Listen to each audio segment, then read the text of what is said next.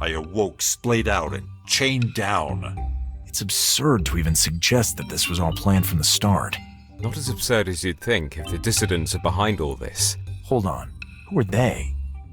And for that matter, who are you? I'd also like to know who that madman in the catacombs was. The spell he unleashed was beyond any known power. Yep. I can answer the latter with ease. He was a servant of the ancient and most powerful sorcerer, Ephraim Waite. He wanted to bring his master back to life using loan, or rather, the creature bound to loan by symbiosis, as a catalyst. Is that even possible? I mean, bringing the dead back to life? Under normal circumstances, no. But with Ephraim's knowledge, and given Loan's condition, we believe it is at least plausible. We may never know for sure. You knew all this and still sent us straight into the lion's den? That's right. And I apologize for that. But there was something we needed to verify. We would never have allowed anything to happen to you. Yeah, right. I don't trust you an inch. Gentlemen, please calm down. Their methods may be questionable, but I do not doubt their commitment to the cause. What cause? What are you talking about? Armitage, you can't mean that. All in due time. Time that we cannot afford to spare right now. Lone, you are in danger. They know of your mutation, of your condition unique in all of history. They will hunt you down. I was there all alone in the caves under Innsmouth. Yet, it seems my situation is public knowledge. Unless... Elliot. Suffice it to say that we knew of you well before Armitage contacted us. We had thought to simply eliminate you, but our superiors decided otherwise. Thanks a bunch for letting me live. Besides, after having now just seen you in action, that may have been a more troublesome operation than we expected. Stop right there. We don't kill people. We are the good guys. Armitage, I must disagree with you on that. We do what is necessary to preserve the human race. Individual lives, or even dozens, have no meaning to us. The important thing is the grand plan, and this is the very reason why you were never considered for recruitment. We have no use for your morals. We're dealing with forces that act under different motivations, as you may have already noticed. Ignoring all moral standards makes us no better than them. I agree. Enough of all this. Armitage, tell them everything.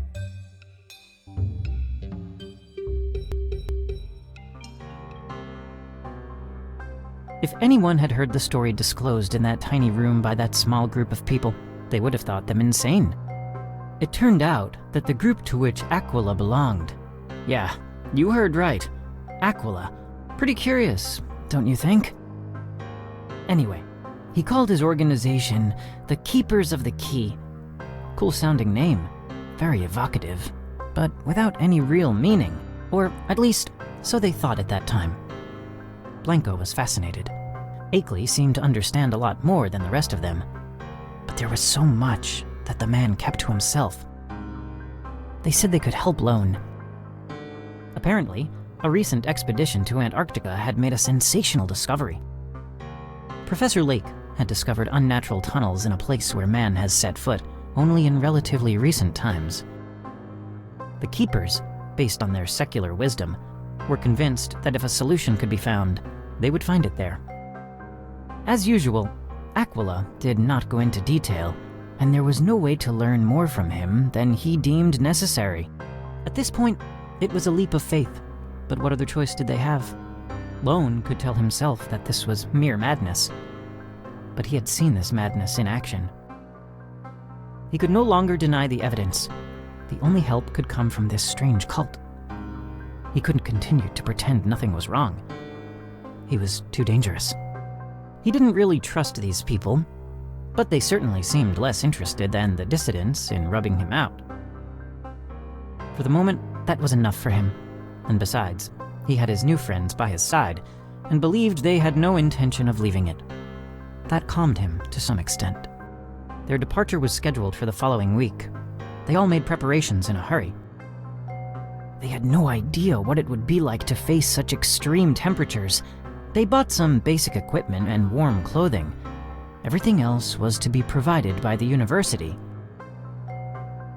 The greatest adventure of their lives seemed already underway, but this was only the beginning.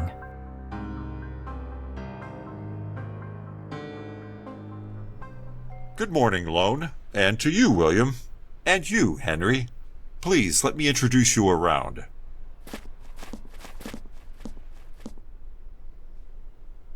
Good morning to all. Hiya. Hello. Allow me to introduce Professor Lake to you all. He is the head of the expedition. He's just back from Antarctica to attend to some business here. Good morning, gentlemen. It's a pleasure to have all of you on board. Akeley, good to see you again.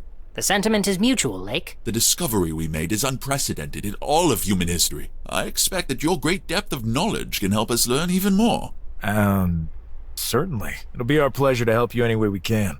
What we have uncovered is incredible. I return to retrieve the invention that will help write us into the pages of history. The drill invented by Mr. Parte. The trip back here took what seemed like forever. But this time we will fly back. The journey will be much quicker, even if we must take landings at airports here and there. Correct, Mr. Barron? That's right, Professor Lake. Allow me to introduce myself. I am Louis Barron, and I will be your pilot for this journey. And if needed, I am handy in a fight. Pump the brakes on your enthusiasm, Louis. There will be no call for fighting. Excuse him. He's an Army veteran, and an excellent pilot. But let's get aboard. We have plenty of time to get everyone on the same page.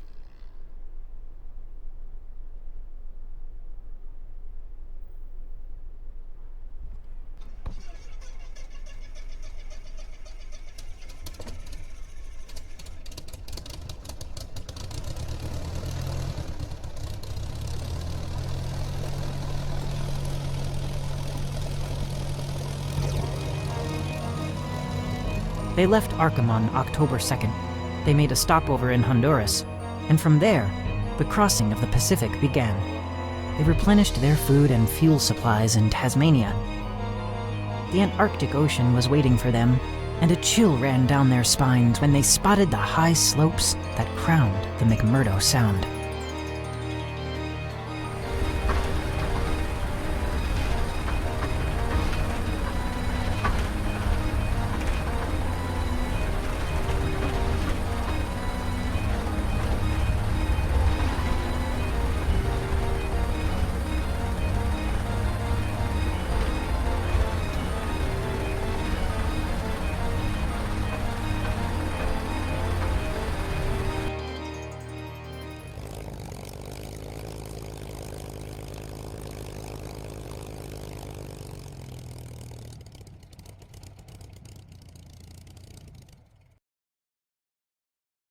All in all, it was quite the pleasant flight. Allow me to introduce you to my student and dear friend Danforth. A pleasure to meet you. Consider me completely at your disposal. Nice to meet you, Danforth. Let me introduce you to my friends, William Blanco and Henry Ackley. It's a pleasure to meet you, Danforth. We have met before. Welcome, Professor. Forgive me if I seem a tad brusque. There's something I need to discuss with the Professor. Speak then, Danforth. You know how I hate subterfuge. As you wish. Do you remember the two men who fell sick just before he left the site? After the discovery of the entrance into the mountainside? Yes, of course I remember them. They're dead. Dead? Yes, Professor. The worst thing is that we can't figure out their exact cause of death, which is why the bodies have not yet been sent home. We fear a possible contagion getting out. Well, that's a very unpleasant situation, to say the least. Gentlemen, feel free to wander around the camp at will. And to get to know our colleagues better, I have to deal with this matter. I'll see you all later. Of course, Professor. We'll try not to get in your way any further while you're dealing with this unfortunate situation. Actually, on second thought, would you mind accompanying me? I would love to hear your opinion on this whole affair. Permit me to introduce you to Dyer, Professor of Geology at Miskatonic. Good morning, gentlemen. What, Professor? You don't introduce me? Of course. Impatient as always, I see, my friend. My distinguished colleague Atwood of the Physics Department. Honored to meet you, gentlemen. The honor belongs to us. Forgive me, but a problem has arisen. And not an insignificant one, from what I've been told. Yes, a great tragedy. That it has occurred now is most unfortunate. It has spoiled the euphoria of such a landmark moment in human history. Professor Lake filled us in during the flight. Stupendous, but also terribly frightening. Absolutely, my friend. as much as any other discovery that has changed the destiny of mankind, although nothing else compares on this kind of level. Gentlemen, you will see with your own eyes soon enough. For now, there are those poor guys to deal with. No objection in any respect. I hope we can get to the bottom of all this. I wouldn't want to die from some disease before my adventure here concludes. Very black and inappropriate humor. Dyer, you will never change. See you later. I'll be in touch. We're headed to the mess hall for a hot drink. Please feel free to join us if you like. Follow me. After you.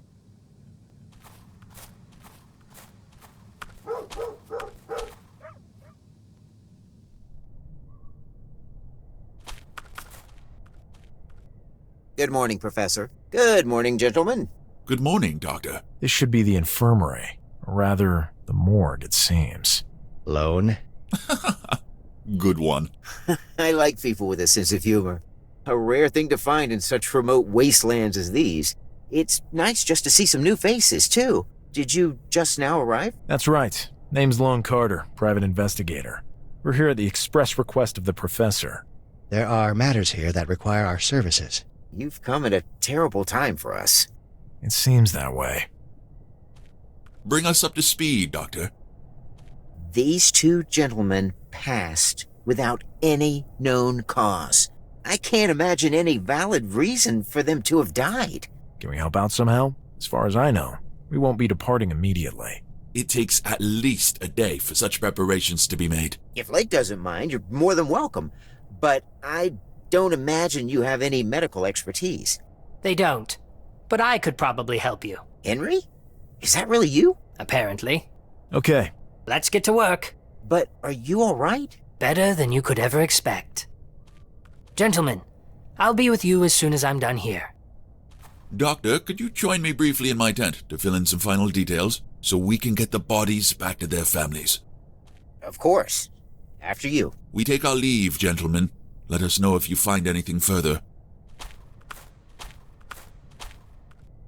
You too, gentlemen. Leave me alone for a while.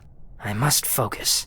And if they've not found any apparent cause of death, I'm sure I can figure out why not. Be that as it may, Henry. This is not what we're here for. Don't spend too much time on this. See you later, Henry.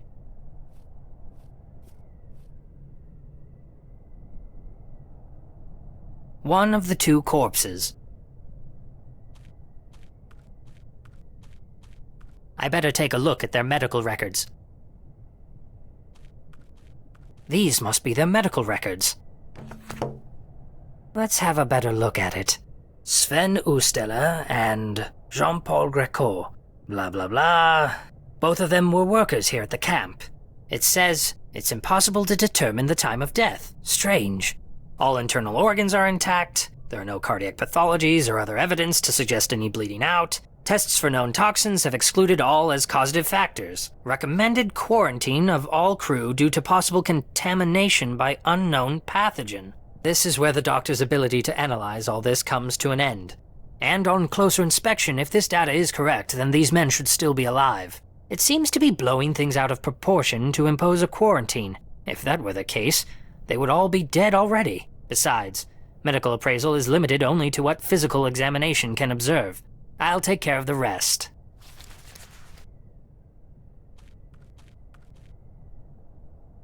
He appears to almost be alive. It sends a shiver down my spine. Okay, buddy. I'll try not to bother you too much. Please don't wake up on me. The eyes of a corpse are one of the few things that still sends a shiver down my spine, which seems absurd given all I've witnessed. How would I use that? It's unlikely his forehead could tell me much about the cause of death, unless it had a hole right through the middle of it. The flesh still has a semblance of life.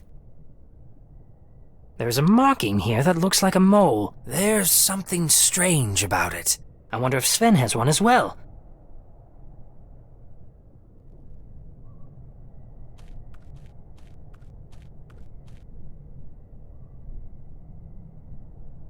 This confirms my theory. A transmigration ritual. Some religions might interpret it as the tearing out of a soul, but it would be more correct to call it an essence. I never thought a ritual could be used this way. For murder! This mark on Sven's body is almost faded away. I might be able to learn something more from Jean-Paul. Who knows where this poor fellow might be now? I imagine hell would be more pleasant. Floating aimlessly through time and space, most likely for eternity. How barbaric! By diluting some of the powder I have on me, I might be able to learn more from him. But not from Sven. There's not enough left of what he once was. His essence could be anywhere by now, in any place or dimension.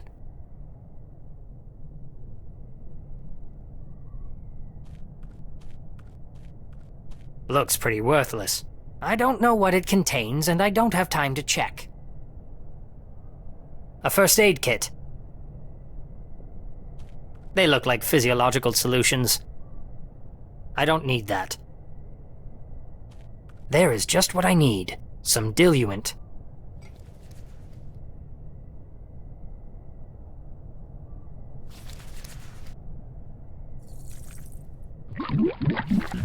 This should do the job.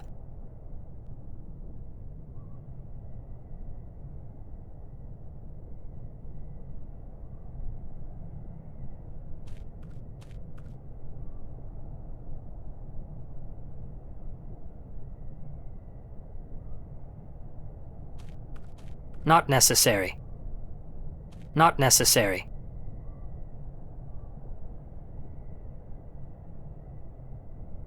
This solution should peel back the mystical veil. Hopefully.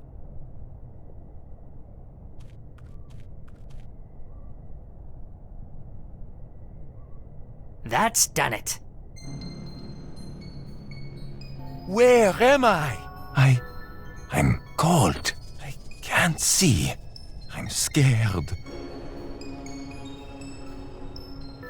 Tell me what you see. Everything's pitch black. I can't see anything. My legs, my arms. I can't feel anything. Calm down. This will all be over soon. What will be over soon? What's happening to me?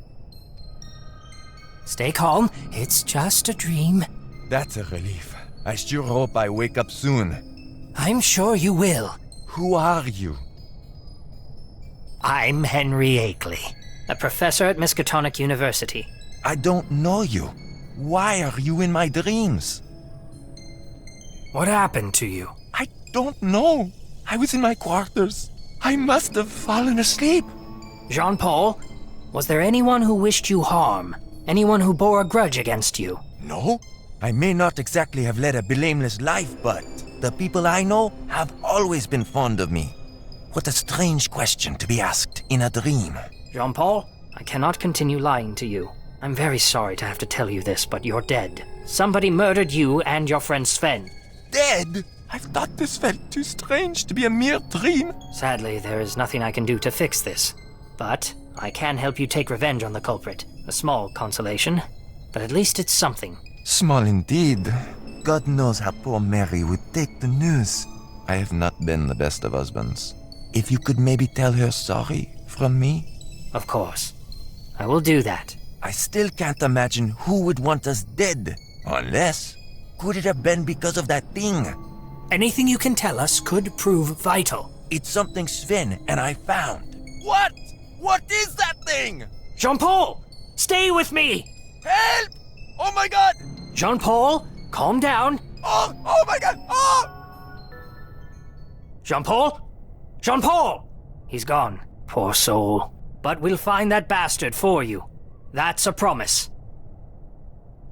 I must inform the others immediately.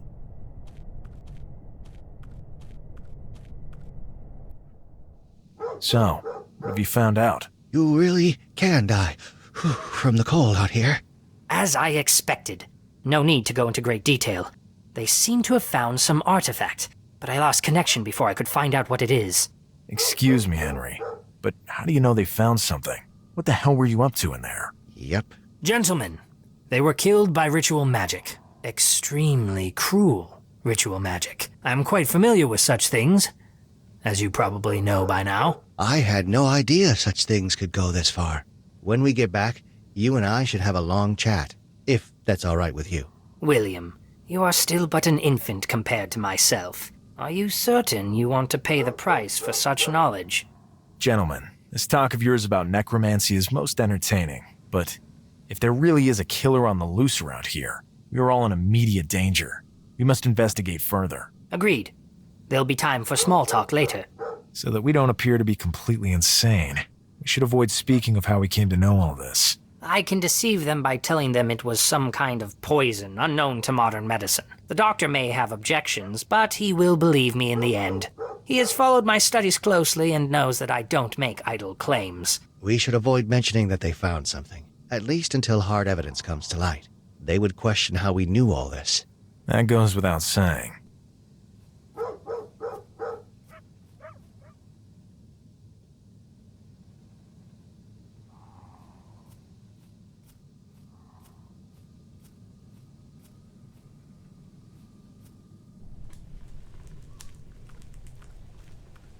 Gentlemen, some news that may interest you. Tell us, Lone. Ackley? After careful consideration, I have come to the conclusion that this is murder. Murder? What are you saying? Are you joking, Henry? Doctor, I never joke, as you should well know. I have found no trace of violent death or poisoning. Actually, I didn't find any cause of death at all. But that is simply absurd. We all know each other here, and we're all decent people. Shush, Danforth. Let's hear what they have to say. I'm sorry, Professor. Shush! I can tell you that I found traces of a substance that, I know for sure, is capable of killing any adult man. Something not found in medical literature, but which I came to know of through my travels. You're really never happy unless you can stick in some esotericism, are you, Henry? Stop your bickering. Lake asked for our help, and that's what we're going to give him. It's true that Ackley's methods aren't exactly orthodox, but they've never let us down in the past. So, I'm of the opinion that there could be a killer on the loose among us. Would you rather risk that, or would you rather we investigate? If Armitage sent you to me, he must have a good reason for doing so. I want to trust you. But, Lake, this seems absurd to me. Doctor, there will be no further discussion. Also, in light of this new evidence, any danger of contagion seems now to be moot. Finalize the documentation necessary to send the remains of those poor souls back to their families. Sure. Lone, you have complete authority over this matter, at least until tomorrow. The airlift is scheduled for early morning and we cannot postpone it. We'll manage. Is there anything else we can do? I have a few questions for you. Ask away. How well did you know Sven? Not very well, to tell you the truth. Neither did I. I knew him somewhat.